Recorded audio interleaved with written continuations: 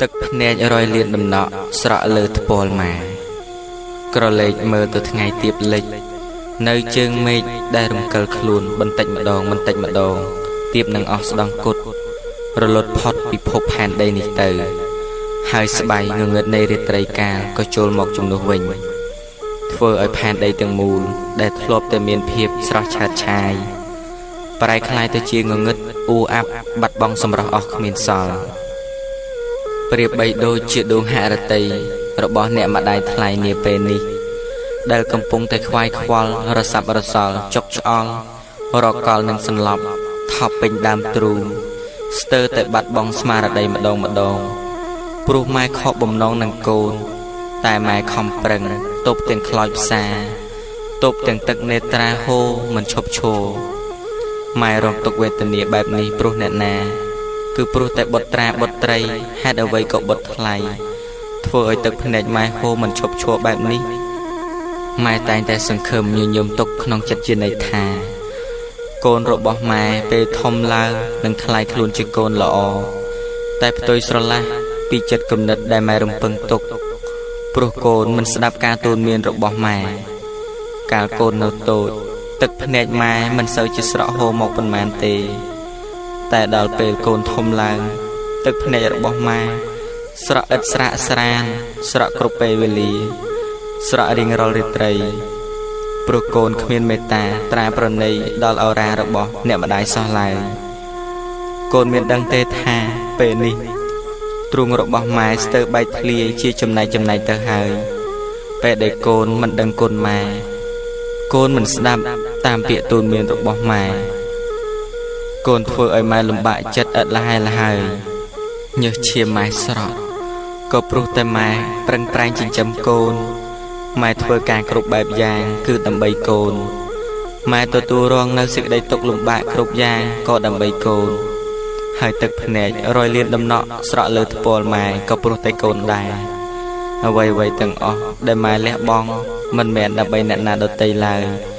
គឺដើម្បីតែកូនម្នាក់ប៉ុណ្ណោះតើហេតុអ្វីបានជាកូនមិនយល់ពីចិត្តម៉ែបើម៉ែបានលះបង់អ្វី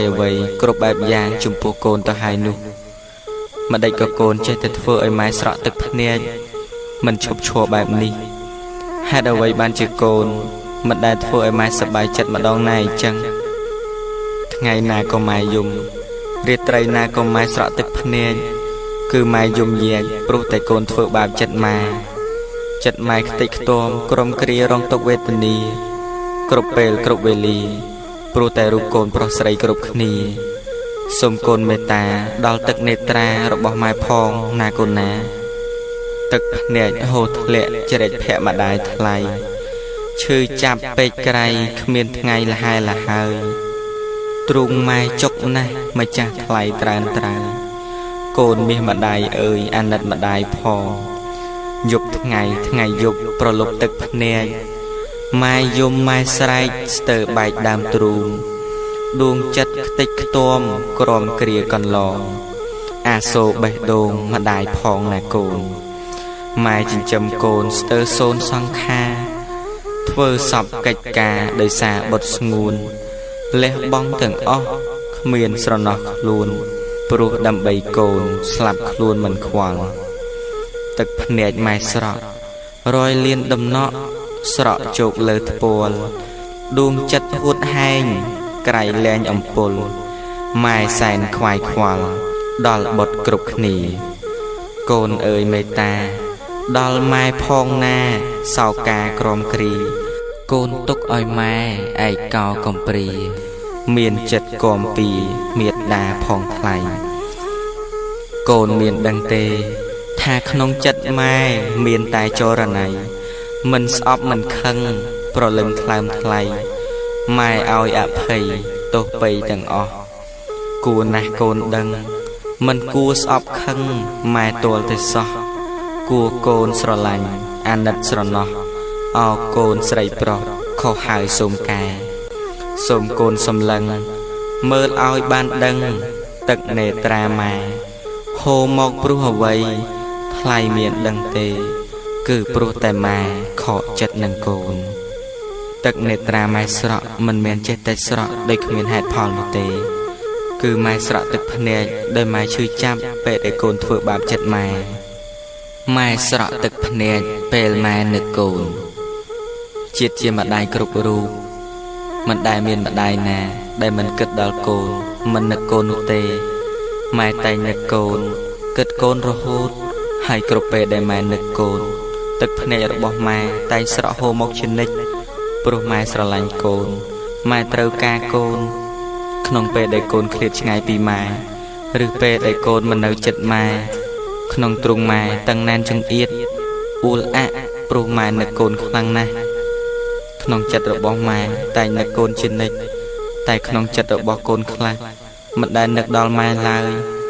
ទាល់តែកូនជួបឧបសគ្គផ្សេងឬទាល់តែមានការងារចង់ឲ្យម៉ែជួយទើបកូននឹកដល់ម៉ែកូនត្រូវការម៉ែកាលកូនមានភាពសប្បាយរីករាយកូនតែងភ្លេចម៉ែកូនមិនដែលនឹកដល់ម៉ែទេ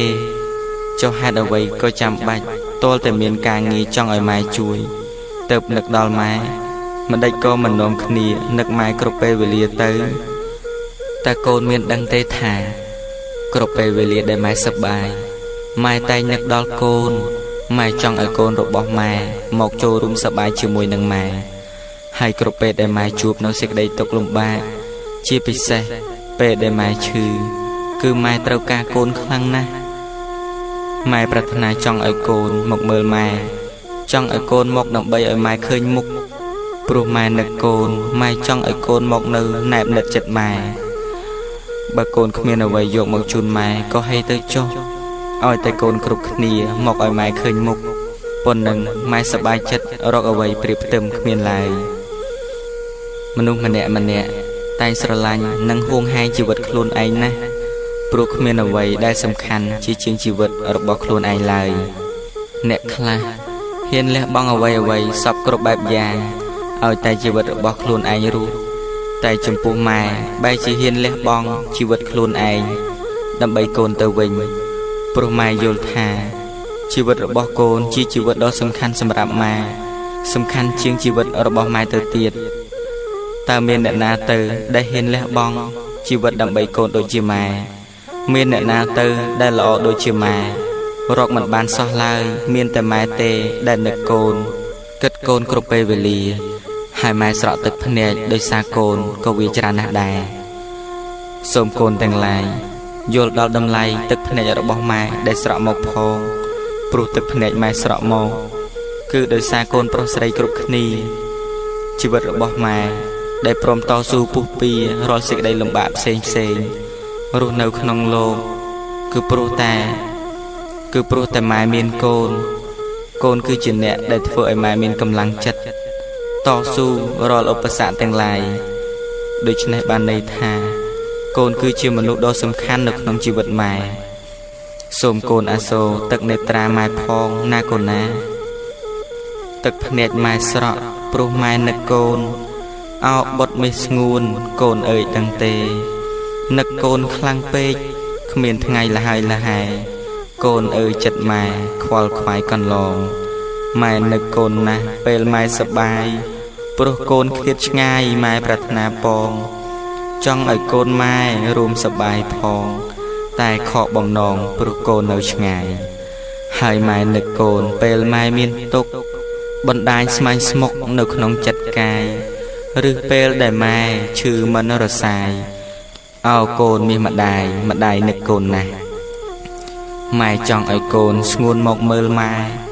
កូនដឹងទេម៉ែរើបំរាស់ចង់ឃើញមុខកូនឲ្យកាន់តែច្បាស់មុនម៉ែព្រាត់ប្រាសចេញពីកូនទៅនឹកកូនខ្លាំងពេកទឹកភ្នែកម៉ែហូរម៉ែប្រឹងតស៊ូរងចាំមើលផ្លូវកូននឹកដល់ម៉ែដែរទេពីលពើឬកូនឥឡូវភ្លេចម៉ែបាត់ហើយម៉ែត្រូវការកូនខ្លាំងណាស់ពិសីហេតុអ្វីបុតថ្លៃប្រងើយកន្តើយមាននឹកម៉ែទេមាសមេត្រានត្រៃកូនប្រុសស្រីអើយម្ដាយនៅមិនសុខម៉ែប្រឹងញញឹមសង្ឃឹមកូនតែបែបាត់សូនកូនមិនឃើញមុខទាល់តែកូនមានសេចក្តីទុក្ខទៅរត់រកពុករកម៉ែឲ្យជួយកូនទាំងឡាយច្រើនខ្វល់ខ្វាយតែរឿងការងារភ្ ផ្លេចឪពុកម្ដាយដែលចាស់ជរានៅឯផ្ទះក៏មានសូមកូនទាំងឡាយឆ្លៀតពេលនឹកម៉ែឪផងណាកូនរាត្រីទឹកភ្នែកហូរជ្រែកភ័ក្រម៉ែរាត្រីស្ងាត់ជ្រងំឮតែសំឡេងសត្វយំរងំពេញស្បៃរាត្រីយប់នេះហេតុអ្វីក៏អាកាសធាតុអ៊ូអាប់ម្លេះព្រះច័ន្ទក៏លែងបញ្ចេញនៅពន្លឺរស្មីរាត្រីដ៏ស្ងប់ស្ងាត់ហាក់បីដូចជាបាត់បង់នៅអ្វីម្យ៉ាងរកបរិយាយមិនត្រូវធម្មជាតិនារាត្រីដែលអ៊ូអាប់និងស្ងប់ស្ងាត់បាត់បង់សម្រស់ក៏មិនខុសអីពីសភាពចិត្តរបស់អ្នកម្ដាយនាពេលនេះដែរម៉ែអង្គុយរងចាំមើលផ្លូវកូនទាំងទឹកភ្នែកហូររហាមម៉ែព្យាយាមទប់ទឹកភ្នែកមិនឲ្យស្រក់មកណាស់ដែរតែម៉ែទប់មិនឈ្នះព្រោះពេលដែលម៉ែនឹកដល់កូនដែលដើរលេងយប់ប្រលប់មិនចូលផ្ទះម៉ែតែងមានការព្រួយចំបែងក្រៃលែងម៉ែបារម្ភពីកូនម៉ែខ្លាចកូនរបស់ម៉ែមានគ្រោះថ្នាក់ផ្សេងម៉ែខំថ្មិចភ្នែកដេកតែម៉ែដេកមិនលក់ម៉ែក្រោកមកអង្គុយចាំមើលផ្លូវកូននៅមុខផ្ទះយ៉ាងអន្ទះសាក្រៃលែងម៉ែលើកដៃបួងសួងបន់ស្រន់ព្រះសំពះទេវតាឲ្យជួយថែរក្សាកូនផងម៉ែដេកក៏ដេកមិនសុខអង្គុយក៏អង្គុយមិនសុខ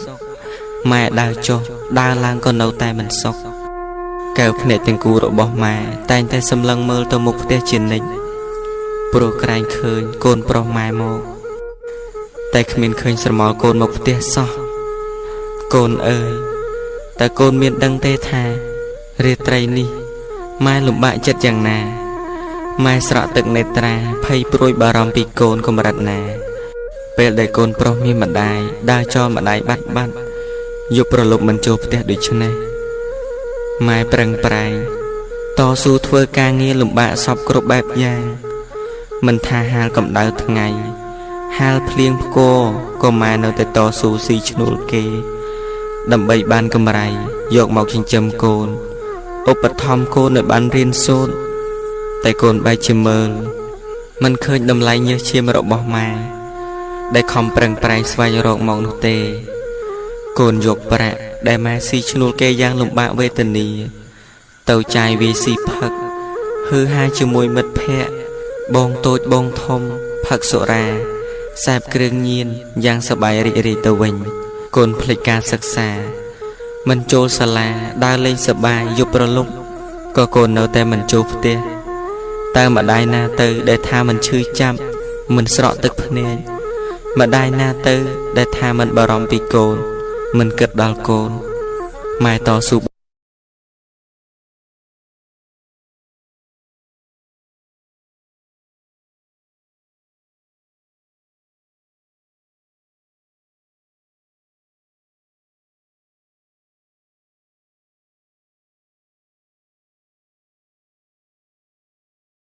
ពីម៉ែទាំងដែលម៉ែគ្មានលុយមួយរៀលក្នុងហៅបៅផងតែកូននៅតែមិនជឿម៉ែរហូតដល់កូនជេរប្រមាថមើលងាយម៉ែថាម៉ែជាមនុស្សគិតតែពីខ្លួនឯងមិនគិតដល់កូនរកលុយបានចាយតែម្នាក់ឯងកូនមានម្ដាយហេតុអ្វីបានជាកូននិយាយបែបនេះម៉ែប្រឹងប្រែងតស៊ូធ្វើការគឺមិនមែនសម្រាប់តែម៉ែម្នាក់ប៉ុណ្ណោះទេគឺម៉ែធ្វើដើម្បីកូនម៉ែចង់ឲ្យកូនបានរស់ស្រួលអ្វីដែលម៉ែរកបានម៉ែមិនដែលទុកសម្រាប់ខ្លួនឯងទេម៉ែទុកសម្រាប់តែកូនគ្រប់គ្នាតើហេតុអ្វីបានជាកូននិយាយថាម៉ែមិនគិតពីកូនតើរាល់ថ្ងៃនេះកូនមានដឹងទេថាម៉ែបារម្ភពីកូនកម្រិតណាចុះដែលកូនដើរលេងសប្បាយរីករាយទាំងយប់ទាំងថ្ងៃមិនចូលផ្ទះតើកូនមានគិតដល់ម៉ែទេកូនបារម្ភពីម៉ែទេកូនមានដឹងទេថាម៉ែកើតទុក្ខលំបាកចិត្តដោយសារភ័យខ្លាចកូនមានគ្រោះថ្នាក់ដែរទេញើសឈាមនិងទឹកភ្នែកម៉ែស្រក់គឺព្រោះតែកូនមានតម្លៃណាស់សម្រាប់ជីវិតម៉ែសូមកូនយល់ដល់ចិត្តរបស់ម៉ែផងណាកូនរាត្រីទឹកភ្នែកហូរជ្រែកភ័ក្រម៉ែកូនមានដឹងទេម៉ែបារម្ភណាស់ពេលម៉ែមិនឃើញកូនស្ងួនចូលផ្ទះតើយប់ថ្មើរណាស់ កូនទៅណាទៅដួងចិត្តតក់ស្លុតរន្ធត់ញ័រភ័យម៉ែតែងរំពៃរងចាំមើលផ្លូវយប់យន្តក៏ស្ងាត់បាត់ដំណឹងពៅកូនអើយកូននៅទីណាទៅស្ងួនយប់កាន់តែជ្រៅម៉ែកាន់តែភ័យញាប់ញ័រហរតីភ័យបារម្ភកូនដើរយប់ស្ងាត់បាត់ដំណឹងសូនអោបុតមាសស្ងួនកូនមានរឿងអ្វីម៉ែតែងទន្ទឹងរងចាំផ្លូវស្ងួនតែស្ងាត់បាត់សូនគួអាសូរក្រៃកូនគិតម៉ែទេមាសមេថ្លើមថ្លែងអោបុតចរណៃកូននៅទីណាកូននៅខាងក្រៅសប្បាយក្រៃណាស់ម៉ែនៅឯផ្ទះរងទឹកនេត្រាកូនជូអាភៀនញៀនថ្នាំយ៉ាម៉ាក្លែមសាច់ផឹកស្រាហឺហាពុនពេកម៉ែយកកម្លាំងប្រឹងធ្វើការងារលំបាកវេទនាគំពីពុនរែកហូរទាំងញើសឈាមហូរទាំងទឹកភ្នែកនឹកឡើងសង្វេកម៉ែដេកព្រួយគិតតែកូនបែជាចាយវាយហឺហាឥតគិតមេត្តាអាសូរដួងចិត្តដល់អ្នកម្ដាយថ្លៃដែលគូអាណិតប្រឹងប្រែងនឿយហត់ព្រោះបុត្រពិសីដើម្បីបានលុយឲ្យកូនសិក្សាលំបាកយ៉ាងណាម៉ែមិនថាអ្វីទោះក្រោមភ្លៀងផ្គរហាលកម្ដៅថ្ងៃដើម្បីបុត្រថ្លៃម៉ែធ្វើទាំងអស់កូនអើយអាសូរទឹកភ្នែកម៉ែផងតាំងពីដើមមកកូនតែងធ្វើឲ្យម៉ែលំបាកទាំងផ្លូវកាយលំបាកទាំងផ្លូវចិត្តហើយកូនក៏មិនដែលចាប់អារម្មណ៍នឹកឃើញដល់សេចក្តីលំបាករបស់ម៉ែឡើយកូនធ្វើហីប្រងើយកន្តើយនឹងម៉ែបានសុខសប្បាយឬម៉ែមានទុក្ខលំបាកយ៉ាក់យ៉ាប់យ៉ាងណាក៏ដោយក៏កូនទាំងឡាយមិនសូវខ្វល់ពីម៉ែឡើយម៉ែមិនមែនធ្វើគុណទៅហើយចង់បានសំណងពីកូនវិញនោះទេតែម៉ែចង់ឲ្យកូនចេះនឹកគិតដល់ម៉ែខ្លះផងចង់ឲ្យមានរូបម៉ែនៅក្នុងចិត្តរបស់កូនផងនិងចង់ឲ្យកូនមើលឃើញសេចក្តីល្អរបស់ម៉ែដែលម៉ែខំលះបង់ចំពោះកូនខ្លះផងជាពិសេសគឺម៉ែចង់ឲ្យកូនអាសូរដល់ទឹកនេត្រារបស់ម៉ែដែលស្រក់ហូរមកផងព្រោះម៉ែចាស់ណាស់ហើយកូនអើយម៉ែឈឺចាប់ណាស់ពេលដែលម៉ែឃើញកូនធ្វើប្រងើយកន្តើយដាក់ម៉ែហាក់បីដូចជាអ្នកដទៃដូច្នេះម៉ែអត់ម៉ែឃ្លានម៉ែហេវហត់អស់កម្លាំងក៏កូនមិនគិតកូនគិតតែការងាររបស់កូនរហូតដល់ភ្លេចម៉ែដែលចាស់ជរាដេកក្រុមគ្រានៅឯផ្ទះរងចាំមើលផ្លូវកូនប្រុសស្រីមកថែរក្សាយកអាហារមកឲ្យម៉ែបរិភោគតែគ្មានឃើញស្រមោលកូនណាម្នាក់ឡើយចាំបាត់ចាំស្ងាត់សូនឈឹងចាំបុតប្រលឹងចាំមួយជីវិតចាំកូនបាត់សូនចាំទាំងខ្លោចចិត្តចាំបុតស្នេហ៍ស្និទ្ធស្ទើរស្វិតបេះដូងចាំអើយសែនចាំកូនប្រុសស្រីចាំរៀងរាល់ថ្ងៃចាំថ្លៃនួនល្អងចាំមើលផ្លូវកូនស្ងួតមាសស្នេហ៍ស្នងចាំរាប់លានដងក៏ម៉ែនៅចាំពេលខ្លះម៉ែឃើញកូនអ្នកដទៃ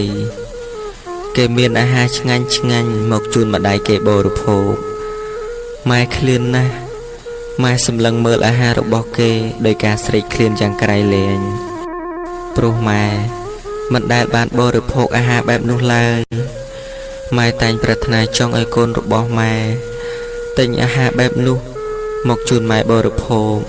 តែម៉ែមិនហ៊ានហាមាត់ប្រាប់កូនព្រោះម៉ែខ្លាចកូនមិនមានលុយទិញឲ្យម៉ែខ្លាចកូនលំបាកម៉ែចាំឲ្យកូននឹកឃើញដោយខ្លួនឯងដោយមិនចាំបាច់ម៉ែប្រាប់ទោះបីម៉ែចាំរហូតដល់ម៉ែខ្សែជីវិតក៏កូនទាំងឡាយមិននឹកឃើញដល់ម៉ែដែរកូនគេបរិភោគឆ្ងាញ់តែខ្លួនឯងគ្មាននឹកគិតដល់ម៉ែទេហើយក៏គ្មានកូនណាទៅសួរម៉ែថាម៉ែតើម៉ែចង់ពិសាអ្វីទៅចាំកូនទិញជូនម៉ែពិសាមានតែទៅសួរម៉ែថាម៉ែមានអ្វីហូបទេឲ្យខ្ញុំសូមហូបផងព្រោះថ្ងៃនេះខ្ញុំអត់បាយតាំងពីព្រឹកម្លេះ ម៉ែទោះបីជាខ្លួនឯងមិនទាន់ឆ្អែតគ្រប់គ្រាន់ក៏ដោយពេលដែលឮថាកូនអត់ម៉ែឲ្យកូនភ្លាមដោយមិនគិតពីខ្លួនឯងឡើយតែកូនដែលមានចិត្តដូចជាម៉ែទេកូនមានគិតពីម៉ែដូចម៉ែគិតកូនដែរទេម៉ែស៊ូអត់មាត់ឯងឲ្យតែកូនរបស់ម៉ែបានបរិភោគឆ្អែតគឺម៉ែមិនគិតឡើយម៉ែបានអ្វីឆ្ងាញ់ម៉ែមិនដែលហ៊ានបរិភោគម្នាក់ឯងទេម៉ែលាក់លៀមទុកឲ្យកូនម៉ែខ្លាចកូនរបស់ម៉ែអត់ខ្លាចកូនរបស់ម៉ែឃ្លានតែកូនគឺចាប់ក្រៃស្ទើរតែខ្សែខ្លួនព្រោះត្បិតរូបកូនមិនយល់ពីម៉ែកាលកូននៅតូចសូមបីស្រមោចម៉ែមិនអោយក្បែរការពារបុតថ្លៃចរណៃមាសស្នេហ៍ម៉ែថ្នាក់ថ្នមថែស្នេហ៍បុតកល្យានម៉ែតែងប្រដៅណែនាំប្រាប់ផ្លូវកូនចៅគ្រប់ប្រានអប់រំបន្ទន់ទូនមានសន្តានចង់ឲ្យកូនបានក្តីសុខមនោរម្យពេលកូនធំឡើងកូនហាក់ដូចឆ្មើងដៃម្ខាងទៀតអោបកូនម៉ែមិនហ៊ានទុកកូនឲ្យនៅតែម្នាក់ឯងទេខ្លាចកូនមានគ្រោះថ្នាក់និងខ្លាចកូនស្រែកយំរកម៉ែពេលដែលម៉ែមិននៅជិតកូនម៉ែលំបាកណាស់កូនអើយទោះបីជាម៉ែលំបាកយ៉ាងណាក៏ដោយក៏ម៉ែមិនដែលធ្ងោមួយម៉ាត់ថាម៉ែពិបាកឡើយម៉ែនៅតែធ្វើការងារដើម្បីចិញ្ចឹមកូនជានិច្ចទោះបីជាម៉ែក្រីក្រខ្វះសពគ្រប់ក៏ដោយតែម៉ែមិនដែលបោះបង់កូនចោលឡើយម៉ែខំប្រឹងចិញ្ចឹមកូនឲ្យរស់ដោយដៃរបស់ម៉ែរហូតកូនធំដឹងក្តីគ្រប់គ្នាទោះក្តៅរងាភ្លៀងផ្គរយ៉ាងណាម៉ែនៅតែធ្វើការគ្មានថ្ងៃសម្រាកឡើយម៉ែទទួលនៅអំណាចជីវិតធ្ងន់ណាស់ស្ទើរតែទ្រាំទ្រទៅមុខទៀតលែងបានព្រោះវាធ្ងន់ណាស់សម្រាប់ម៉ែតែម៉ែនៅតែតស៊ូទទួលនៅអំណាចដ៏ធ្ងន់នេះដើម្បីស្វែងរកអនាគតដ៏ល្អសម្រាប់កូនពេលខ្លះម៉ែធ្លាក់ខ្លួនឈឺតែម៉ែមិនទម្រុនខ្លួនឡើយម៉ែនៅតែធ្វើការស៊ីឈ្នួលគេទាំងឈឺក៏មានម៉ែទទួលក្រមានៅហាលក្តៅញើសរបស់ម៉ែហូរចូលខ្លួនប្រាណម៉ែយកដៃជូតញើសដែលហូរមកទាំងទូរនទូរីម៉ែស្ទើរតែតស៊ូធ្វើទៅទៀតមិនបានព្រោះម៉ែគ្មានកម្លាំងកំហែងនឹងធ្វើការងារបន្តទៀតទេតែពេលដែលម៉ែនឹកឃើញដល់កូនទាំងឡាយដែលនៅតូចតូចពឹងលើម៉ែទាំងស្រុងម៉ែក៏ខំប្រឹងធ្វើការទាំងឈឺធ្វើការទាំងទឹកភ្នែកស្រក់ហូរជោគលើភ័ក្ររបស់ម៉ែគឺម៉ែធ្វើដើម្បីកូនទោះបីម៉ែឈឺក៏ម៉ែមិនគិតពីខ្លួនម៉ែឡើយក្នុងចិត្តរបស់ម៉ែគឺទៅតែកូនគ្រប់ពេលវេលាទាំងអស់កូននឹកឃើញពេលមួយនោះគឺពេលដែលអត់ខ្លាំងគ្មានអង្គច្រកឆ្នាំងម៉ែនិងកូនអង្គុយមើលមុខគ្នាទាំងហេវហត់អស់កម្លាំងម៉ែស្រក់ទឹកភ្នែកច្រោកខ្ទប់មុខយំខ្លាំងព្រោះម៉ែខ្លោចចិត្តអាណិតកូនយ៉ាងក្រៃលែងដែលម៉ែគ្មានអ្វីឲ្យកូនបរិភោគពេលខ្លះម៉ែរកបានបន្តិចបន្តួចម៉ែស៊ូអត់ខ្លួនឯងឲ្យតែកូនបានញ៉ាំគ្រប់គ្រាន់ម៉ែអើយម៉ែពិតជាល្អចំពោះកូនណាស់ម៉ែជាព្រះដែលមកជួយកូនគ្រប់ពេលដែលកូនលំបាកម៉ែមកថ្នាក់ថ្នមកូនគ្រប់ពេលដែលកូនត្រូវការម៉ែហ៊ានពលិកម្មចំពោះកូនគ្រប់យ៉ាងឥតស្ដាយស្រណោះឡើយនេះហើយគឺជាការលះបង់របស់ម៉ែចំពោះកូនម៉ែនៅក្បែរកូនស្ងួននួនពិសីថ្នាក់ថ្នមបំបីបុតថ្លៃត្រានត្រើយញើសឈាមបៀមទុកសុខគ្មានសោះឡើយចិត្តគិតឥតស្បើយរកត្រើយឲ្យកូនទឹកភ្នែកជន់ជោហូរធ្លាក់ឥតអាក់ចិត្តម៉ែពិតស្មាក់ថ្នាក់ថ្នមបុតស្ងួនដើម្បីចរណៃម្ដាយថ្លៃស្ទើរខ្សូនកេងគិតខ្លាចខ្លួនកូនម៉ែលំបាកអាសូរខ្លួនម៉ែប្រែស្គមរិញរៃឈឺសពសរសៃរាល់ថ្ងៃឥតស្រាព្រោះម៉ែខំប្រឹងគ្មានពេលសម្រាកប្រឹងប្រែងរកប្រាក់ចិញ្ចឹមជីវ៉ា ម៉ែហូបមិនបានសម្រានមិនលក់ទ្រង់ម៉ែដង្ហក់ស្រក់ទឹកនេត្រាម៉ែអាណិតកូនបុតស្ងួនក៏និថាព្រោះពេលនេះណាម៉ែសែនក្រក្រៃម៉ែគ្មានលំនៅឲ្យកូននៅសុខចិត្តម៉ែកើតទុកទាំងយប់ទាំងថ្ងៃបារម្ភពីកូនស្ងួននៅក្មេងវ័យចង់ឲ្យបុត្រថ្លៃបានក្តីសុខគំរសជាតិជីវិតពិតល្វីងជូរចត់លំបាកនៅហត់ក្រខ្សត់អត់ទ្រាំរស់មានជីវិតទុកពិតតាមជួបដួងចិត្តអ៊ូអាប់ហាក់គ្មានរស្មីតែទោះយ៉ាងណាជីវិតអ្នកម្ដាយសូមបីចិត្តកាយលំបាកម្ដេចក្ដីគាត់នៅញញឹមដាក់កូនប្រុសស្រីហាក់ដូចគ្មានក្ដីនឿយហត់អ្វីសោះម៉ែធ្វើការងារគ្មានទេពេលឈប់មិនថាថ្ងៃយប់ម៉ែធ្វើទាំងអស់ដៃម៉ែទាំងទ្វេបែកប្រេះគ្រីមក្រោះឈឺសពទាំងអស់តែម៉ែនៅទ្រាំគឺម៉ែទ្រាំដើម្បីជីវិតកូនទ្រាំដើម្បីអនាគតកូនក្នុងចិត្តរបស់ម៉ែសែនអាណិតកូនណាស់ហើយចុះក្នុងចិត្តរបស់កូនវិញមានអាណិតម៉ែដែរទេប្រកាសជាអត់ទេមើលទៅលទ្ធផលដែលកូនមិនស្ដាប់ម៉ែកូនប្រុសស្រីដែលមិនស្ដាប់តាមពាក្យរបស់ឪពុកម្ដាយច្រើនតែបរាជ័យនៅរាល់ការងារដែលខ្លួនឯងធ្វើឬជួបឧបសគ្គបង្កឲ្យមានបញ្ហាដែលមិនអាចដោះស្រាយបាននឹងជួបនៅសេចក្តីទុក្ខលំបាកសពគ្រប់បែបយ៉ាងនៅក្នុងជីវិត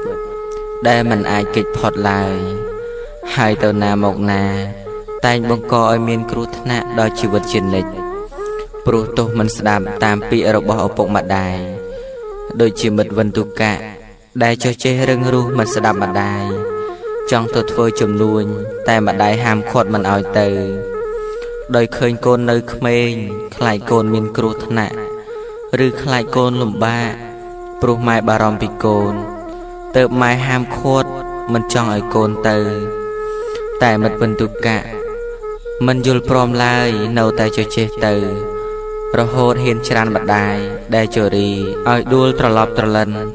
ពេលដែលគាត់យំអង្វរអោបជើងកូនមិនឲ្យកូនទៅទៀតផងហើយដើរកន្លងគាត់ទៅដោយគ្មានអាឡោះអាល័យនិងគ្មានក្តីអាសូរដល់ម្ដាយចាស់ជរីបន្តិចសោះឡើយព្រោះតែមិត្តវិន្ទុកៈជាកូនកាលកណីមិនដឹងគុណម៉ែនិងមិនស្ដាប់តាមពាក្យរបស់ម៉ែទើបទីបំផុតត្រូវគឿងសំពៅនៅកណ្ដាលសមុទ្រដោយមិនអាចធ្វើដំណើរទៅមុខបានអ្នកសំពៅទាំងឡាយក៏គិតថានៅលើសំពៅនេះប្រកាសជាមានមនុស្សកាលកណីមិនខានទៅធ្វើវិធីដើម្បីស្វែងរកបាបជនដោយការចាប់ស្លាកក៏បានដឹងថាមិត្តវិន្ទុកៈជាមនុស្សកាលកណីអ្នកសំពៅទាំងឡាយក៏ចាប់មិត្តវិន្ទុកៈដាក់បណ្ដែតតាមក្បូនបំបបង់ចោលឲ្យអណ្ដែតនៅលើខ្នងសមុទ្រក្នុងគ្រានោះឯងធ្វើឲ្យមិត្តវិន្ទុកៈជួបនៅសេចក្តីទុក្ខលំបាកដោយការធ្លាក់នរកទាំងរស់ឬក៏ដូចជានាងបដាចារាជាបុត្រីរបស់សេដ្ឋីនៅក្នុងក្រុងសាវត្ថីដែលលួចលាក់ស្នេហាគ្នាជាមួយនឹងទាសាទោះបីជាឪពុកម្ដាយហាមឃាត់យ៉ាងណាក៏នៅតែមិនស្ដាប់រហូតរត់ចេញពីផ្ទះចោលឪពុកម្ដាយទៅនៅក្នុងដប់ក្នុងព្រៃស៊ីអត់ស៊ីឃ្លានយ៉ាងលំបាកវេទនាជាមួយនឹងបុរសជាទាសាទីបំផុតត្រូវព្រាត់ប្រាសគ្មានសល់ម្នាក់ឡើយព្រាត់ទាំងកូនព្រាត់ទាំងស្វាមីនិងព្រាត់ទាំងឪពុកម្ដាយបងប្អូនយ៉ាងគួរឲ្យសង្វេគជាទីបំផុតព្រោះតែការព្រាត់ប្រាសចាក់ញាតិសន្តានបណ្ដាលឲ្យនាងទៅជាឈួតលីលីអនាថាមិនដឹងអ្វីទាល់តែសោះលទ្ធផលព្រោះតែមិនស្ដាប់ពាក្យម៉ែឪប្រវត្តិដ៏កំសត់របស់នាងបដាចារាមានជាអត្ថបទកំណាព្យដូចនេះគឺនគរមួយឈ្មោះសាវត្ថីមានខ្ញុំប្រុសស្រីច្រើនស្អេកស្កះក្នុងនគរនោះគេដឹងច្បាស់មានទាំងលោកម្ចាស់ជាសេដ្ឋីលោកសេដ្ឋីនោះមានទ្រព្យច្រើនរកស៊ីតែងកើនគ្មានផិតភ័យមានទាំងកូនប្រុសទាំងកូនស្រីរស់នៅដោយក្តីសុខក្សែមខ្សាន្តនៅក្នុងវិមានលោកសេដ្ឋីមានខ្ញុំប្រុសស្រីច្រើនប្រមាណ កូនស្រីសេដ្ឋីតែងប្រោះប្រានឲ្យគ្នារស់បានដោយសប្បាយកូនស្រីសេដ្ឋីនាងធីតារូបស្អាតអស្ចារ្យសពរាងកាយមើលឃើញញយញយមិនចិនណាយសំដីក្បោះក្បាយហើយទន់ភ្លន់ធីតាសេដ្ឋីវ័យក្រមុំដូចផ្កាក្រពុំគួរកយគុណទៅណាមកណាកំឡោះជន់ចង់ឲ្យដើរមុនលួចមើលរៀងពួកកូនអ្នកមាននៅកំឡោះតែងមកសុំស្មោះស្នេហ៍ពីនាងតែមិនបានជួបចេះតែវៀងដូច្នេះខំផ្ទៀងថ្ងៃក្រោយទៀតថ្ងៃមួយនាងបានជួបទាសារូបរាងសង្ហាមានមាយាទកើតចិត្តស្នេហាចូលទៅបៀតទ្រូងសែនចង្អៀតព្រោះអាណិតរីឯកំឡោះជាទាសាក៏លួចស្នេហាម្ចាស់ស្រីពិតតែខ្លួនអ្នកក្ររស់ងងឹតធ្វើម្ដេចដួងចិត្តប៉ងប្រាថ្នាក្រោយមកជំងឺរោគស្រឡាញ់ចេះតែខ្មួលខ្មាញ់ក្នុងអោរាក៏កាត់រកគ្នាថ្លែងចរចាស្មោះស្ម័គ្រស្នេហាគ្រានោះឯងគូស្នេហ៍ទាំងពីរស្មោះស្ម័គ្រពិតស្នេហ៍ចិត្តនឹងចិត្តឥតមានក្រែងទោះបីត្រូវស្លាប់ទៅជាផ្សែងចោលផ្ទះសម្បែងក៏ព្រមដែរក្រោយមកធីតានិងទាសាមានគម្រោងការរកផ្លូវកែត្រូវរត់ទាំងយប់ចោលពុកម៉ែទៅរស់រួមស្នេហ៍នៅក្នុងព្រៃនាំគ្នារត់ដល់ព្រៃជ្រៅហើយក្នុងចិត្តបានស្បើយព្រោះផុតភ័យរស់នៅក្នុងខ្ទមស្នេហ៍មានន័យមានសិទ្ធិសេរីដូចបំណងបុរសជាប្តីធ្វើចំការចិញ្ចឹមធីតាគូស្នេហ៍ស្នងខំថ្នាក់ខំថ្នមបីត្រកងធីតានួនល្អងមានគួរហើយគួរនោះចម្រើនវ័យគ្រប់ខែធីតានាងបែទុកឥតស្បើយណាមួយគ្មានញាតិស្គាល់ម្នាក់ឡើយនៅតែគៀកកាយប្តីកំសត់ចិត្តនាងសែននឹកក្រុមគ្រួសារមេត្តាបិតាយ៉ាងប្រកបគិតថានឹងរត់តាមកំណត់ចោលខ្ទមកំសត់ទៅជួបម៉ែថ្ងៃមួយនាងរត់កាត់ភ្លៀងទៅដួលដេកតាមផ្លូវព្រៃសង្កែប្រសូតកូនប្រុសគ្រានោះដែរមាននប់តាមថែយកមកវិញកូននោះចេះដើរបានបន្តិចនាងបានបំភ្លេចរឿងតូមនិញមកអាណិតប្តីខំបំពេញតែនាងទន្ទិញថានឹកស្រុកមិនយូរប៉ុន្មានមានកោទៀតនាងតែងចុកសៀតនៅមិនសុខដល់ពេលគ្រប់ខែមិនស្រណុកចង់ជួបម៉ែពុកពេកកន្លងពេលប្តីមិននៅទៅចំការសេដ្ឋីធីតាប្រាថ្នាពងនាំកូនរត់ទៅជួបញាតិផងតែខុសបំណងព្រោះជួបភ្លៀងពេលនាងដឹកដៃកូនរត់ទៅពាក់កណ្ដាលផ្លូវលឺសូរសៀងមាននប់រត់តាមស្រែកហៅនាងកាត់ព្យុះកាត់ភ្លៀងតាមប្រពន្ធពេលរត់មកដល់ស្លុតអោរាសេដ្ឋីធីតាឈឺពោះធ្ងន់កំពុងប្រសូតបុត្រតូចតន់មាននប់ភ័យស្លន់រកអស់ឆ្អើពេលនោះរន្ទះបាញ់ខ្លាំងណាស់ផ្គរលន់ដេដាស់ពុំប្រសើរមាននប់ជាប្តីធ្វើដំណើរម្ដងរត់ម្ដងដើររកអស់ស្ងួតពេលឃើញដំបូកចំពោះមុខខំរាវខំរុកចិត្តនឹកផ្ដោតច្បាស់ជាបានអស់លីតម្រួតដៃស្អិតរមួតកាន់ពូថៅកំពុងចាប់អស់លើដំបូកស្រាប់តែដួលខ្ពកមុខជាំខ្មៅត្រូវពុះវែកចឹកឲ្យដំបៅចុកចាប់ផ្សាក្តៅព្រោះពឹសពោះអោនាងធីតាគូស្នេហ៍បងក្នុងពេលនេះម្ដងបងមិនរស់ ពុះវែកចឹកបងឲ្យរងគ្រោះបងត្រូវរបួសឈឺខ្លោចផ្សារបួសផ្លូវកាយឈឺមែនពិតតែរបួសចិត្តឈឺក្រៃណាព្រោះបងត្រូវស្លាប់ចោលធីតា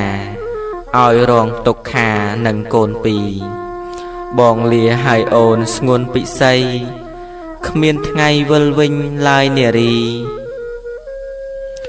ទុកបងធំណាស់ជាងគិរីអោផែនព្រឹត្តពីខ្ញុំលាហើយមាននប់កំសត់ពោលប៉ុណ្ណេះដេកស្លាប់មិនចេះកំរើកឡើយ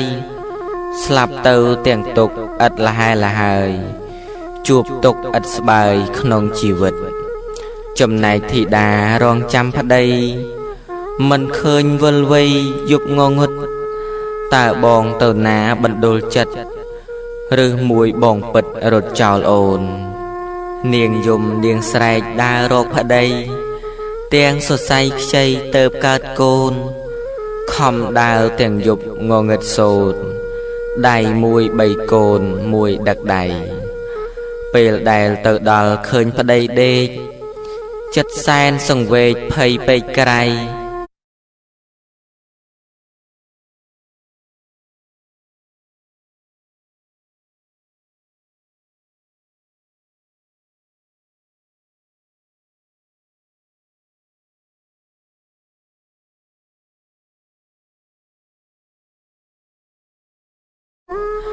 ស្ដេចមាជរាជសាហាវណាស់សម្លាប់ក្មេងចាស់មិនទៀងទាត់អោព្រៃប្រឹក្សាភ្នំបរពតម្ដេចមិនជួយខាត់ប្តីខ្ញុំផងបងអើយមើលចុះកូនទាំងទ្វេនៅក្បែរនេះទេទាំងប្អូនបងយំស្រែករកឪពេលនេះម្ដងអោគូស្នេហ៍ស្នងបងឮទេពីថ្ងៃនេះទៅនៅមិនម៉ាយក្នុងនាមជាម្ដាយធ្នមបំពេមើលថែទាំកូនរស់ដូចគេអូននឹងងាករេវិលទៅស្រុកគួរឲ្យអាណិតនាងធីតាទួញយំសោការឿងស្មាញស្មុកពណ៌កូនបីកូនដើរទៅត្រកដើម្បីសម្រុកទៅរកញៀនកាត់វាលចូលព្រៃអស់មួយយប់ដើរមិនហ៊ានឈប់ទាំងចុកសៀតនាំកូនកាត់ព្រៃដោយក្មៃគ្មានត្រូវឆ្លងស្ទឹងទៀតទៅដល់ទឹកស្ទឹងនោះណាហូរត្របាញ់ខ្សែទឹកខ្មួលខ្មាញ់ផ្សំនឹងខ្យល់សេដ្ឋីធីតាសែនខ្វាយខ្វល់កម្មអកុសលតាមចងពីនាងបានគិតថាត្រូវដើរឆ្លងយកកូនមួយម្ដងកាត់គង្គាបើយកទាំងអស់ច្បាស់មុខជាត្រូវវេទនាលងទឹកស្លាប់ពេលនេះចម្លងកូនតូចមុនបន្ថយការធ្ងន់យ៉ាងប្រញាប់ពេលដល់ត្រៃហើយវិលឲ្យឆាប់មកបីធ្នមចាប់កូនបងទៀតនាងខំទប់ប្រានឆ្លងទឹកជ្រៅនាំយកកូនពៅយ៉ាងក្មៃគ្មៀតក្នុងចិត្តខ្លោចផ្សាទ្រុងចង្អៀតនឹកកូនមួយទៀតនៅម្នាក់ឯងពេលដល់ត្រៃហើយដាក់កូនដេកក្នុងចិត្តព្រួយពេកទ្រុងចំបែងព្រោះកូនទៅកើតយំក្ដែងក្ដែងដេកនៅម្នាក់ឯងក្រែងគ្រោះថ្នាក់កូនមួយត្រៃនាយមួយត្រៃអាយធ្វើឲ្យទ្រុងម្ដាយសែនអ៊ូលអាក់នាងដើរឆ្លងស្ទឹងដោយចិត្តស្មាកឆ្ពោះទៅសំណាក់កូនបងនៅពេលដែលទៅដល់កណ្ដាលស្ទឹងសត្វខ្លែងស្ទុះវឹងឆាបកូនពៅចឹកខំកូនង៉ែតនាំយកទៅដើម្បីតម្រូវធ្វើអាហារធីតាឃើញខ្លែងឆាបកូនទៅហោះឡើងតាមផ្លូវកាត់វេហានាងស្រែកអង្វរខ្លែងបាក់សាសូមខ្លែងមេត្តាឲ្យកូនវិញនាងរត់ទះដៃបង្អើលខ្លែងក្នុងចិត្តចំបែងទុកទោមនិញអាណិតកូនពៅអំបាញ់មិញឥឡូវប្រត់វិញគ្មានថ្ងៃយល់រីឯកូនបងនៅចាំម្ដាយក្នុងចិត្តខ្វល់ខ្វាយសែនអំពុលឮម្ដាយទះដៃក៏ខំរុល ដើម្បីឈ្មោះឈ្មោលដើរចុះស្ទឹងពេលចុះដល់ស្ទឹងទឹកត្របាញ់ខ្សែទឹកខ្មុលខ្មាញ់ចាប់គួចវឹងយកកូនបងនោះទៅបាត់ឈឹងតាមខ្សែទឹកស្ទឹងឲ្យខ្សែប្រានធីតាឃើញទឹកគួចកូនបាត់កើតមានវិបត្តិហួសប្រមាណនាងកើតទុក្ខខ្លាំងឥតស្រាកស្រានធ្វើម្ដេចនឹងបានជួបកូនទៀតបាត់កូនទាំងទ្វេនឹងស្វាមីធ្វើឲ្យទ្រូងស្រីសែនចង្អៀតជួបទុក្ខមួយហើយថែមមួយទៀតម្ដេចមិនពីឃាតស្លាប់ទាំងអស់អោភពផែនដីមានមែនពិតតែដូចងងឹតគ្មានសម្រស់ខ្ញុំរស់ម្នាក់ឯងសែនក្រៀមក្រោះតែណាហើយចុះទ្រាំតាមកម្មធីតាសេដ្ឋីយំសោកាណែនក្នុងអរាចិត្តប្រេះស្រាំនឹកកូននឹកប្តីធ្លាប់ក្តីខ្ញាំហេតុតែបាបកម្មឲ្យព្រាត់គ្នាពេលនេះមានតែអ្នកមានគុណដែលធ្លាប់រែកពុនគ្រប់វេលាកូនមិនជឿអ្នកទៅខ្លាយជារស់នៅក្រំគ្រាជួបក្តីទុក្ខកូននឹងទៅផ្ទះជួបមុខអ្នកក្រោមម្លប់ត្រជាក់នៃម៉ែពុកក្នុងពេលឆាប់បានជួបមុខយើងនឹងបានសុខជួបជុំញាតិដើរផងគិតផងស្រោតទៅផ្ទះតែត្រូវរៀងស្ទះគ្រោះថ្នាក់ទៀតជួបអ្នករតេះទៅបនឹងឃ្លាតចេញពីភូមិញាតិផ្ទះសេដ្ឋីនាងឃើញមនុស្សត្រេកអរណាស់ចង់សួរឲ្យច្បាស់សពសេចក្តីតើមានស្គាល់ទេសាវត្ថីលោកម្ចាស់សេដ្ឋីឪពុកខ្ញុំគាត់មានទ្រព្យច្រើនកើនមិនខ្វះមាសពេជ្រដេដាសសែនថ្កើងថ្កុំអ្នកខ្សត់ក្រីក្រតែងមកសុំឯកូនក្រមុំខ្ញុំនេះឯងតើសពថ្ងៃនេះគាត់យ៉ាងណារស់នៅសុខាឬចំបែងខ្ញុំចង់ដឹងណាស់ភាពជាក់ស្ដែងសូមពូថ្លាថ្លែងប្រាប់ខ្ញុំផងអ្នកបរទេះដឹងការពិតនឹកសែនអាណិតពេកកន្លងមិនចង់ប្រាប់ទេរឿងសៅមងតែនាងផ្ដោះផ្ដងទទួចសួរណែនាងធីតាបុត្រសេដ្ឋីហេតុការអ្វីដែលមិនគួរពូនឹងឆ្លើយប្រាប់តាមសំណួរដែលនាងបានសួរចង់ដឹងពិតនាងអើយយប់មិញភ្លៀងធ្លាក់ខ្លាំងរន្ទះបាញ់ផាំងមេឃងងឹតខ្យល់ព្យុះបក់បោកដូចកំបិតមកផ្ដាច់ជីវិតគ្រួសារនាងគ្រួសារសេដ្ឋីទាំងអស់គ្នាស្លាប់វេទនាក្នុងពេលភ្លៀងខ្លះត្រូវដេកស្លាប់ក្រោមរបៀងឪពុកម្ដាយនាងស្លាប់អស់ហើយសេដ្ឋីធីតាស្ដាប់ឮច្បាស់ក្នុងចិត្តប្រែផ្លាស់ទុកឥតស្បើយចិត្តឈួតវង្វេងគ្មានកោះត្រែយជួបទុកមួយហើយថែមមួយទៀតនាងនឹកហួសចិត្តឥតឧបមាហូរទឹកនេត្រាទ្រូងចង្អៀតនឹកស្ដាយស្រណោះភោគផៅញាតមច្ចុរាជពិឃាតប្រហាបងនាងយំបោកខ្លួនលើផែនដីរៀបរាប់សេចក្តីតាមចំណងគ្មានអ្នកណាម្នាក់ជួយស្រោចស្រង់លួងលោមតម្រង់ទប់ស្មារតីសេដ្ឋីធីតាស្ដាយខ្លាំងណាស់រហូតចិត្តផ្លាស់គ្មានដឹងអ្វីម្ដងស្រែកហៅកូនម្ដងហៅប្តីម្ដងនឹកមមីរកម៉ែពុកម៉ែអើយពុកអើយនៅទីណាឲ្យកូនខ្លោចផ្សារស់ស្មាញ់ស្មុកកូនរស់ម្នាក់ឯងគ្មានក្តីសុខចិត្តកូនសែនចុកព្រោះព្រាត់ប្រាសអោប្តីសម្លាញ់នៅទីណាម្ដេចបាត់រៀមរាអូននឹកណាស់អូននៅចាំបងមិនប្រែផ្លាស់ចាំរហូតចាស់ក៏មិនភ្លេចអោកូនទាំងពីរបណ្ដូលចិត្តម្ដាយនៅស្មោះពិតឥតកែកិច្ចម្ដាយនៅចាំកូនរាល់ថ្ងៃលិចទោះភ្នែកបើកថ្មិចក៏នឹកដែរអោឪពុកម្ដាយប្តីកូនខ្ញុំធ្លាប់រស់ជួបជុំត្រនំស្នេហ៍ឥឡូវព្រាត់អស់មិននៅក្បែរឬអ្នកព្រួលប្រែស្អប់ខ្ញុំហើយ ហាសបាយណាស់គិតឲ្យស្រឡះកុំជុំឡើយរស់នៅម្នាក់ឯងទៅលហើយអោព្រះលោកអើយសែនសបាយគួរឲ្យអាណិតស្រីកុំសត់រស់មិនប្រកបអាក្រាតកាយដើរស្រាតសម្ពុតសើចក្អាកក្អាយក្នុងចិត្តនឿយណាយយំហៅញាតនាងខ្លាយជាឈួតអនាថាដើរដេកតាមផ្សារគ្មានមេយាទគេគប់គេវាយធ្វើបាបទៀតរាងកាយចុកសៀតឈឺខ្លោចផ្សាដោយនាងជាស្រីឈួតយ៉ាងនេះអ្នកផងត្រេះរិះហៅឈ្មោះថា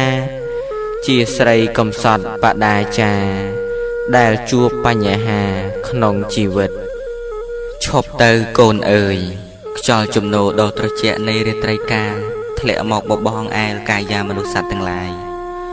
ឲ្យមានភាពត្រជាក់បានកេងលងលក់យ៉ាងស្កប់ស្កល់នៅក្នុងរាត្រីដ៏សែនមនោរម្យនេះទោះជាអាកាសធាតុខំប្រឹងទម្លាក់ខ្យល់ឲ្យសពសត្វបានត្រជាក់ស្រួលយ៉ាងណាក៏ដោយក៏មិនអាចបណ្ដាលឲ្យចិត្តអ្នកម្ដាយក្នុងពេលនេះឲ្យត្រជាក់តូទន់ទៅតាមធាតុអាកាសបានដែរសម្លឹងមើលទៅដួងច័ន្ទមួយចំណិតដែលប្រឹងបញ្ចេញពន្លឺរស្មីយ៉ាងពិបាកវេទនាម៉ែអង្គុយនៅមាត់បង្អួចសម្លឹងមើលទៅដួងច័ន្ទមួយចំណិតដែលប្រឹងបញ្ចេញពន្លឺរស្មីយ៉ាងពិបាកវេទនាដោយទឹកភ្នែកហូរមកជានិច្ចពេលម៉ែនឹកឃើញកូនកាលណាម៉ែខ្លោចផ្សាកាលនោះម៉ែឆ្អែតក្នុងទ្រូងរហូតហាស្ដីអ្វីមិនចេញបានត្រឹមតែសម្លឹងមើលមុខកូនស្រែកអង្វរសូមឲ្យកូនអាណិតមេត្តាដល់ឱរាម្ដាយផងម៉ែខឹងខ្លួនឯងដែលម៉ែទូនមានកូនមិនបានល្អបណ្ដាលឲ្យកូនខ្លាចទៅជាមនុស្សបែបនេះគឺមនុស្សដែលសង្គមគេមិនរាប់រកគេរើសអើងម៉ែខ្មាស់ណាស់ខ្មាស់ញាតិចិត្តខាងខ្មាស់មនុស្សដែលនៅក្នុងសង្គមទាំងមូលដែលម៉ែមានកូនជាក្មេងទំនើងដូច្នេះម៉ែសម្រក់ទឹកភ្នែករាល់រាត្រីទ្រង់ម៉ែខ្ទេចខ្ទាំក្រំគ្រីអស់ហើយព្រោះម៉ែគិតពីកូនសំឡេងបាសតន្ត្រីរំសប្បាយរីករាយនៅក្នុងភូមិគឺជាសំឡេងដែលម៉ែខ្លាចជាទីបំផុតរាល់ពេលដែលម៉ែឮសំឡេងបាសតន្ត្រីក្នុងចិត្តរបស់ម៉ែរន្ធត់ណាស់ព្រោះម៉ែភ័យព្រួយបារម្ភពីកូនម៉ែខ្លាចកូនមានគ្រោះថ្នាក់ឬខ្លាចកូនបង្ករឿងនៅក្នុងវង់បាសពិតដូចជាម៉ែគិតណាស់ព្រោះរាល់ពេលដែលមានការស៊ីផឹករំច្រៀងម្ដងកូនម៉ែតែងតែមានបញ្ហារហូតកូនបង្កចំនួនឆ្លោះទាស់តែងគ្នាវាយប្រហារប្រកាសប្រចាក់គ្នាពេញវង់បាសហើយអ្នកដែលដោះស្រាយបញ្ហាឲ្យកូនគឺគ្មាននរណាឡើយក្រៅអំពីពុកនិងម៉ែជាអ្នកដោះស្រាយឲ្យដោយមិនចង់ឲ្យកូនជាប់គុកខ្លាចកូនលំបាកវេទនាពុកម៉ែស៊ូពុះពៀប្រឹងប្រែងរត់រកប្រាក់ដោយការខ្ចីបុលបញ្ចាំចងការគេខ្លះដោយលក់ដីស្រែចម្ការគេពីដូនតាខ្លះដើម្បីបានប្រាក់យកមកបង់ឲ្យគេជំនួសកូនឲ្យកូនបានរួចផុតពីការជាប់គុកច្រវាក់ក្នុងចិត្តម៉ែតែសង្ឃឹមជានិច្ចថាកូននឹងកែខ្លួនឈប់ប្រព្រឹត្តអំពើបែបនេះតទៅទៀតតែការសង្ឃឹមរបស់ម៉ែត្រូវខកយ៉ាងក្រៃលែងព្រោះកូនខុសម្ដងហើយម្ដងទៀតឪពុកម្ដាយបង់ឲ្យគេស្ទើរតែគ្មានសល់អ្វីនឹងខ្លួនឡើយឪពុកម្ដាយខ្លះធ្លាក់ខ្លួនក្រីក្រអស់ទ្រព្យសម្បត្តិធ្លាក់អំណាចបុណ្យស័ក្តិក៏ព្រោះតែកូនធ្វើឲ្យម៉ែបាត់បង់កិត្តិយសគេឈ្មោះនៅក្នុងសង្គមរហូតលោកមិនហ៊ានងើបមុខឡើងមើលសង្គមឡើយព្រោះលោកខ្មាស់គេដែលមានកូនជាក្មេងទំនើងកូនអើយឈប់ធ្វើអំពើបែបនេះតទៅទៀតទៅណាកូនឈប់ឲ្យម៉ែស្រក់ទឹកភ្នែកព្រោះកូនទៀតទៅទឹកភ្នែកម៉ែស្រក់ខ្សោះអស់ទៅហើយក្នុងទ្រូងរបស់ម៉ែស្ទើរតែបែកចេញមកក្រៅទៅហើយតើកូនមានដឹងទេហេតុអ្វីបានជាកូនគ្មានវិចារណញ្ញាណគិតទាល់តែសោះអីចឹងបើកូនមិនគិតដល់ម៉ែក៏ហេតុទៅចុះសូមឲ្យតែកូនគិតខ្លួនឯងផងណាកូនព្រោះម៉ែស្រឡាញ់កូនខ្លាំងណាស់ឈប់ទៅប្រុសពៅមាសម្ដាយឈប់ដើរសបាយបង្កចំនួនឈប់កាប់ឈប់ចាក់ឈប់វាយឈប់ឆ្លុះឈប់ដើរជ្រុលហួសខុសច្បាប់សិលធម៌ឈប់សែបគ្រឿងញៀនអាភៀនកញ្ឆាឈប់ជក់យ៉ាម៉ាកាយាមិនល្អឈប់ឲ្យសង្គមមានភាពវឹកវរឈប់ដើរបង្ករករឿងទាស់តែងឈប់ធ្វើឲ្យម៉ែស្រក់ទឹកនេត្រាឈប់ផឹកសុរាស្មារតីវង្វេងឈ ឈប់ឲ្យម៉ែកើទុកសោកសង្រេងឈប់ប្រឡែងលេងនឹងភ្លើងមរណៈឈប់ពីពេលនេះទៅណាបុតថ្លៃឈប់ធ្វើអ្វីអ្វីដែលមានគ្រោះថ្នាក់ឈប់ឲ្យអ្នកម្ដាយយំយែកអួលអាក់ឈប់មានទោសៈដាក់ម៉ែទៀតទៅឈប់ធ្វើរឹកពីជាក្មេងទំនើងឈប់បង្កើតរឿងឲ្យដល់ម៉ែឪឈប់ដើរលេងយប់ទៅណាប្រុសពៅឈប់ពីឥឡូវតន់ខ្លួននៅក្មេងអ្វីអ្វីដែលកូនធ្វើខុសម៉ែអភ័យទោសឲ្យកូនជានិច្ចតែកូនដឹងថាខ្លួនខុសហើយត្រូវកែផងណាកូនក្មេងឈាមរាវកូនពេញវ័យលៃគំនិតគិតឆេវឆាវក្មេងឈាមរាវគំនិតខ្លីវ័យកំឡោះគេមើលមុខសម្លក់ដាក់មិនបានសោះរករឿងទោសឆ្លុះប្រកែកវាយតប់គ្នាកូនវាយតប់គេសន្លប់រងរបួសត្រូវជាប់ទោសគេចាប់ដាក់ពន្ធនាគារធ្វើឲ្យពុកហើយនឹងម៉ែត្រូវវេទនារងកម្មពីក្រមគ្រាចិត្តត្បិតរូបកូនពេលគាត់ដឹងថារូបកូនត្រូវជាប់គុកគាត់កើតទុកក្តុកក្តួលចិត្តស្ទើរតែសូន្យរន្ធត់ចិត្តបាត់ស្មារតីអស់ពីខ្លួនអាណិតកូនដែលរងទុកក្នុងគុកកម្មគាត់រត់ចុះគាត់រត់ឡើងទាំងខ្លោចផ្សាណែនអរាយកចំការស្រែបញ្ចាំ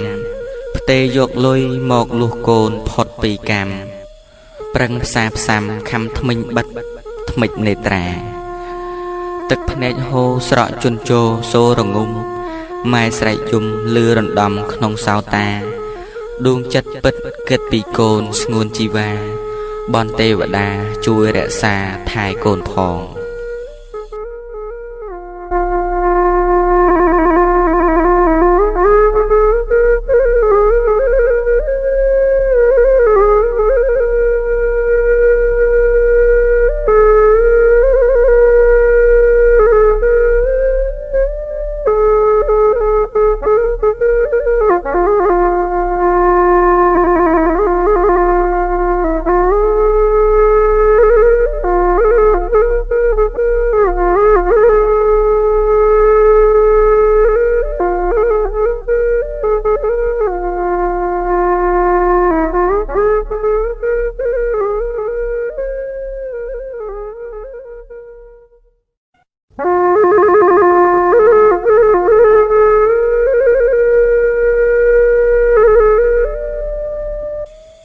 ទឹកភ្នែករយលៀនដំណក់ស្រក់លើថ្ពាល់ម៉ែ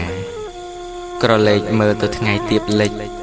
នៅជើងមេឃដែលរំកិលខ្លួនបន្តិចម្ដងបន្តិចម្ដងទៀបនឹងអស់ស្ដង់គុតរលត់ផុតពិភពផែនដីនេះទៅហើយស្បៃងងឹតនៃរាត្រីកាលក៏ចូលមកជំនួសវិញធ្វើឲ្យផែនដីទាំងមូលដែលធ្លាប់តែមានភាពស្រស់ឆើតឆាយប្រែក្លាយទៅជាងងឹតអ៊ូអាប់បាត់បង់សម្រស់អស់គ្មានសល់ប្រៀបបីដូចជាដួងហរតីរបស់អ្នកម្ដាយថ្លៃនាពេលនេះដែលកំពុងតែខ្វាយខ្វល់រសាប់រសល់ចុកឆ្អល់រកកលនឹងសន្លប់ថប់ពេញដើមទ្រូងស្ទើរតែបាត់បង់ស្មារតីម្ដងម្ដងព្រោះម៉ែខកបំណងនឹងកូនតែម៉ែខំប្រឹងទប់ទាំងខ្លោចផ្សាទប់ទាំងទឹកនេត្រាហូរមិនឈប់ឈរម៉ែរងទុក្ខវេទនាបែបនេះព្រោះអ្នកណាគឺព្រោះតែបុត្រាបុត្រីហេតុអ្វីក៏បុតថ្លៃធ្វើឲ្យទឹកភ្នែកម៉ែហូរមិនឈប់ឈរបែបនេះម៉ែតែងតែសង្ឃឹមញញឹមទុកក្នុងចិត្តជានិច្ចថាកូនរបស់ម៉ែពេលធំឡើងនឹងក្លាយខ្លួនជាកូនល្អតែផ្ទុយស្រឡះពីចិត្តគំនិតដែលម៉ែរំពឹងទុកព្រោះកូនមិនស្ដាប់ការទូន្មានរបស់ម៉ែកាលកូននៅតូចទឹកភ្នែកម៉ែមិនសូវជាស្រក់ហូរមកប៉ុន្មានទេតែដល់ពេលកូនធំឡើងទឹកភ្នែករបស់ម៉ែស្រក់ឥតស្រាកស្រានស្រក់គ្រប់ពេលវេលាស្រក់រៀងរាល់រាត្រីព្រោះកូនគ្មានមេត្តាត្រាប្រណីដល់ឱរារបស់អ្នកម្ដាយសោះឡើយកូនមានដឹងទេថាពេលនេះទ្រូងរបស់ម៉ែស្ទើរបែកធ្លាយជាចំណែកទៅហើយពេលដែលកូនមិនដឹងគុណម៉ែកូនមិនស្ដាប់តាមពាក្យទូន្មានរបស់ម៉ែកូនធ្វើឲ្យម៉ែលំបាកចិត្តឥតលហើយញើសឈាមម៉ែស្រក់ក៏ព្រោះតែម៉ែប្រឹងប្រែងចិញ្ចឹមកូន ម៉ែធ្វើការគ្រប់បែបយ៉ាងគឺដើម្បីកូនម៉ែទទួលរងនៅសេចក្តីទុក្ខលំបាកគ្រប់យ៉ាងក៏ដើម្បីកូនហើយទឹកភ្នែករយលានដំណក់ស្រក់លើថ្ពាល់ម៉ែក៏ព្រោះតែកូនដែរអ្វីៗទាំងអស់ដែលម៉ែលះបង់មិនមែនដើម្បីអ្នកណាដទៃឡើយគឺដើម្បីតែកូនម្នាក់ប៉ុណ្ណោះតើហេតុអ្វីបានជាកូនមិនយល់ពីចិត្តម៉ែបើម៉ែបានលះបង់អ្វីគ្រប់បែបយ៉ាងចំពោះកូនទៅហើយនោះម្ដេចក៏កូនចេះតែធ្វើឲ្យម៉ែស្រក់ទឹកភ្នែកមិនឈប់ឈរបែបនេះហេតុអ្វីបានជាកូនមិនដែលធ្វើឲ្យម៉ែសប្បាយចិត្តម្ដងណាអញ្ចឹងថ្ងៃណាក៏ម៉ែយំរាត្រីណាក៏ម៉ែស្រក់ទឹកភ្នែកគឺម៉ែយំយែកព្រោះតែកូនធ្វើបាបចិត្តម៉ែខ្ទេចខ្ទាំក្រុមគ្រារងទុក្ខវេទនាគ្រប់ពេលគ្រប់វេលាព្រោះតែរូបកូនប្រុសស្រីគ្រប់គ្នា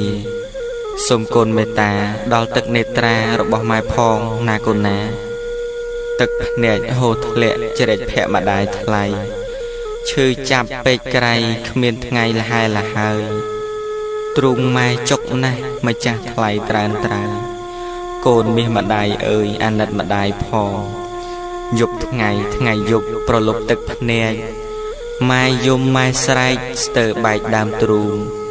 ដួងចិត្តខ្ទេចខ្ទាំក្រំគ្រាកន្លងអាសូរបេះដូងម្ដាយផងណាកូនម៉ែចិញ្ចឹមកូនស្ទើរសូន្យសង្ខារធ្វើសពកិច្ចការដោយសារបុតស្ងួនលះបង់ទាំងអស់គ្មានស្រណោះខ្លួនព្រោះដើម្បីកូនស្លាប់ខ្លួនមិនខ្វល់ទឹកភ្នែកម៉ែស្រក់រយលានដំណក់ស្រក់ជោគលើថ្ពាល់ដួងចិត្តហួតហែងក្រៃលែងអំពុលម៉ែសែនខ្វាយខ្វល់ដល់បុតគ្រប់គ្នាកូនអើយមេត្តាដល់ម៉ែផងណាសោកាក្រំគ្រីកូនទុកឲ្យម៉ែឯកោកំព្រាមានចិត្តគំពីមេត្តាផងថ្លៃកូនមានដឹងទេថាក្នុងចិត្តម៉ែមានតែចរណៃមិនស្អប់មិនខឹងប្រលឹងថ្លើមថ្លៃម៉ែឲ្យអភ័យទោសបីទាំងអស់គួរណាស់កូនដឹងមិនគួរស្អប់ខឹងម៉ែទាល់តែសោះគួរកូនស្រឡាញ់អាណិតស្រណោះអោកូនស្រីប្រុសខុសហើយសូមកែសូមកូនសម្លឹងមើលឲ្យបានដឹងទឹកនេត្រាម៉ែហូរមកព្រោះអ្វីថ្លៃមានដឹងទេគឺព្រោះតែម៉ែខកចិត្តនឹងកូនទឹកនេត្រាម៉ែស្រក់មិនមែនចេះតែស្រក់ដោយគ្មានហេតុផលនោះទេគឺម៉ែស្រក់ទឹកភ្នែកដោយម៉ែឈឺចាប់ពេលដែលកូនធ្វើបាបចិត្តម៉ែស្រក់ទឹកភ្នែកពេលម៉ែនឹកកូនជាតិជាម្ដាយគ្រប់រូបមិនដែលមានម្ដាយណាដែលមិនគិតដល់កូនមិននឹកកូននោះទេម៉ែតែងនឹកកូនគិតកូនរហូតហើយគ្រប់ពេលដែលម៉ែនឹកកូនទឹកភ្នែករបស់ម៉ែតែងស្រក់ហូរមកជានិច្ចព្រោះម៉ែស្រឡាញ់កូនម៉ែត្រូវការកូនក្នុងពេលដែលកូនឃ្លាតឆ្ងាយពីម៉ែឬពេលដែលកូនមិននៅជិតម៉ែក្នុងទ្រុងម៉ែតឹងណែនចង្អៀតអ៊ូលអាក់ព្រោះម៉ែនឹកកូនខ្លាំងណាស់ក្នុងចិត្តរបស់ម៉ែតែងនឹកកូនជានិច្ចតែក្នុងចិត្តរបស់កូនខ្លះមិនដែលនឹកដល់ម៉ែឡើយទាល់តែកូនជួបឧបសគ្គផ្សេងឬទាល់តែមានការងារចង់ឲ្យម៉ែជួយទើបកូននឹកដល់ម៉ែកូនត្រូវការម៉ែកាលកូនមានភាពសប្បាយរីករាយកូនតែងភ្លេចម៉ែកូនមិនដែលនឹកដល់ម៉ែទេចុះហេតុអ្វីក៏ចាំបាច់ទាល់តែមានការងារចង់ឲ្យម៉ែជួយទើបនឹកដល់ម៉ែមិនដេចក៏មិននាំគ្នានឹកម៉ែគ្រប់ពេលវេលាទៅ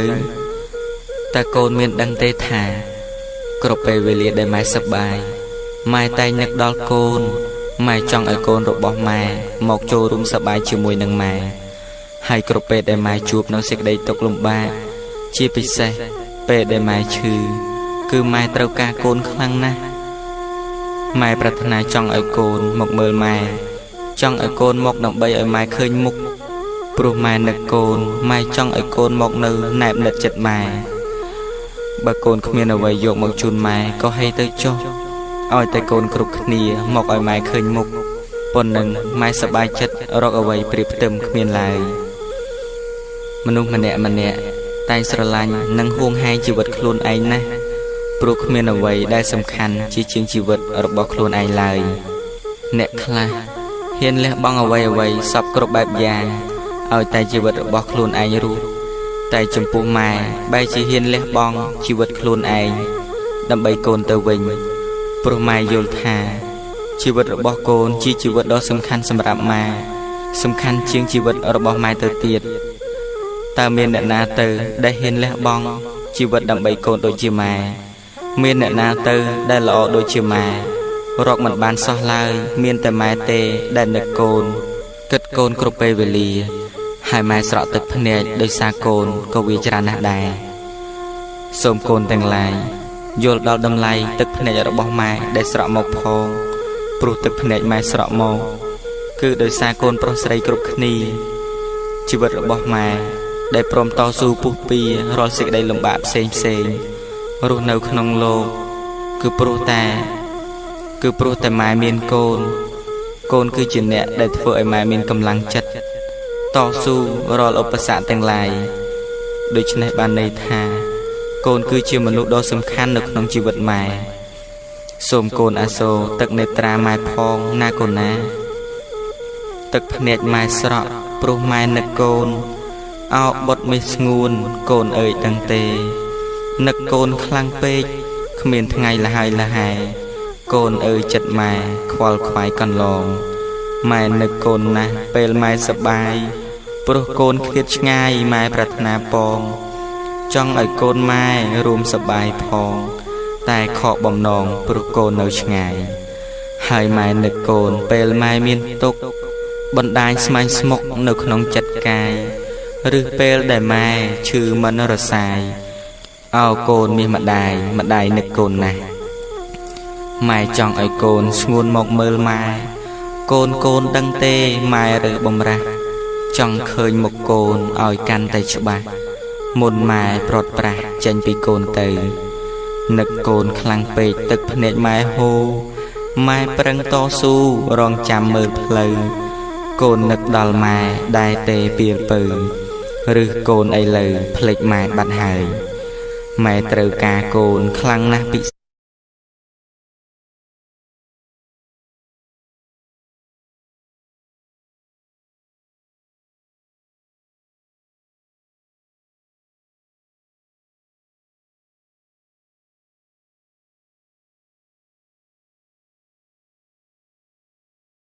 រត់រកពុករកម៉ែឲ្យជួយ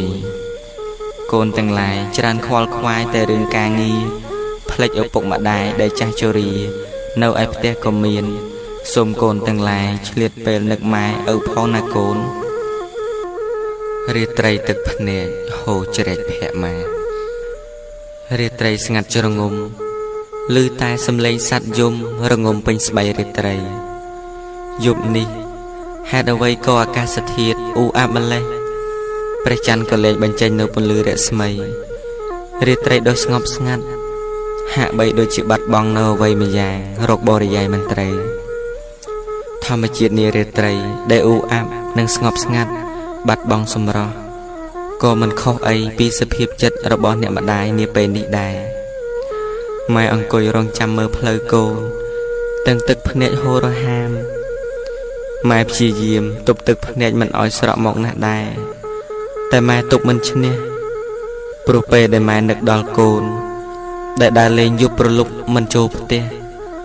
ម៉ែតែងមានការព្រួយចំបែងក្រៃលែងម៉ែបារម្ភពីកូនម៉ែខ្លាចកូនរបស់ម៉ែមានគ្រោះថ្នាក់ផ្សេងម៉ែខំថ្មិចភ្នែកដេកតែម៉ែដេកមិនលក់ម៉ែក្រោកមកអង្គុយចាំមើលផ្លូវកូននៅមុខផ្ទះយ៉ាងអន្ទះសាយក្រៃលែងម៉ែលើកដៃបួងសួងបន់ស្រន់ព្រះសំពះទេវតាឲ្យជួយថែរក្សាកូនផងម៉ែដេកក៏ដេកមិនសុខអង្គុយក៏អង្គុយមិនសុខម៉ែដើរចុះដើរឡើងក៏នៅតែមិនសុខកែវភ្នែកទាំងគូរបស់ម៉ែតែងតែសម្លឹងមើលទៅមុខផ្ទះជានិច្ចព្រោះក្រែងឃើញកូនប្រុសម៉ែមកតែគ្មានឃើញស្រមោលកូនមកផ្ទះសោះ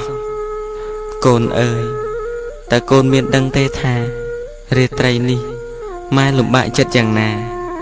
ម៉ែស្រក់ទឹកនេត្រាភ័យព្រួយបារម្ភពីកូនកម្រិតណា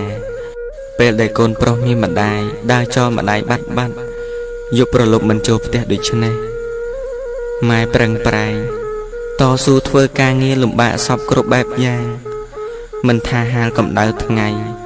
ហាលភ្លៀងផ្គរក៏ម៉ែនៅតែតស៊ូស៊ីឈ្នួលគេដើម្បីបានកម្រៃយកមកចិញ្ចឹមកូនឧបត្ថម្ភកូនឲ្យបានរៀនសូត្រ